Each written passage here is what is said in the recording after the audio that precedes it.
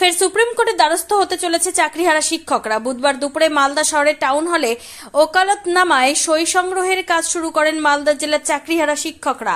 এক চাকরিহারা শিক্ষক সুদীপ ভট্টাচার্য জানান, আমরা সুপ্রিম কোর্টে পুনরায় পিটিশন করতে চলেছি, তার আগে আজ ওকালতনামায় সই সংগ্রহ করছি।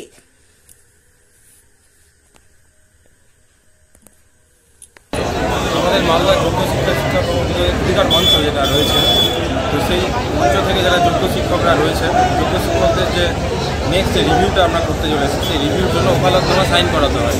সেই ওকালতনামা সাইনের কাজটাই আমরা এখানে করছি।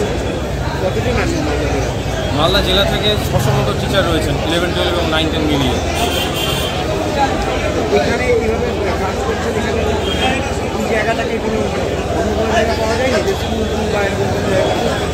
বর্তমানে আমাদের আগে যেহেতু এই টাউন হলেই আমাদের জমায়েত হয়েছিল আগে একটা, সেই কারণে এই টাউন হলের জায়গাটা আমরা আমাদের অ্যাডমিন রয়েছে তারা সিলেক্ট করেছে। তবে আমার যেরকম পার্সোনালি অন্য জায়গায় একটা সাজেশন ছিল, কিন্তু যেহেতু এই জায়গাটা সকলের পরিচিত, এই জন্য এটা করা হয়েছে। প্ল্যান ছিল অন্য কোথাও করা, কিন্তু এই মুহূর্তে হয়ে ওঠে। আমাদের রাজ্য জুড়েই যোগ্য শিক্ষক শিক্ষিকা অধিকার মঞ্চটা একসাথেই কাজ করছে। তো মালদা জেলা আলাদা নয়, একসাথেই আমরা কাজ করছি।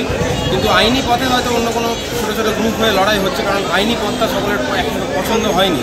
কারণ অ্যাকচুয়ালি আমরা সুপ্রিম কোর্টে আমাদের এগেনস্টে কোনো অ্যালিগেশন না থাকা সত্ত্বেও সুপ্রিম কোর্ট আমাদের দাবিগুলোতে মান্যতা দেয়নি, এবং সকলের সাথে একই সারিতে আমাদেরকে ফেলে দিয়ে আমাদেরকেও মানে আমাদের প্যানেলটাও ওটাটাই ক্যান্সেল হয়েছে, মানে আমরাও ক্যান্সেল হয়েছি।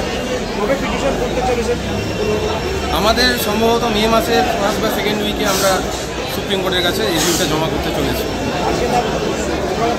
সই হচ্ছে, ওকালতনামা সই হচ্ছে। নাম আমার নাম সুদীপ ভট্টাচার্য।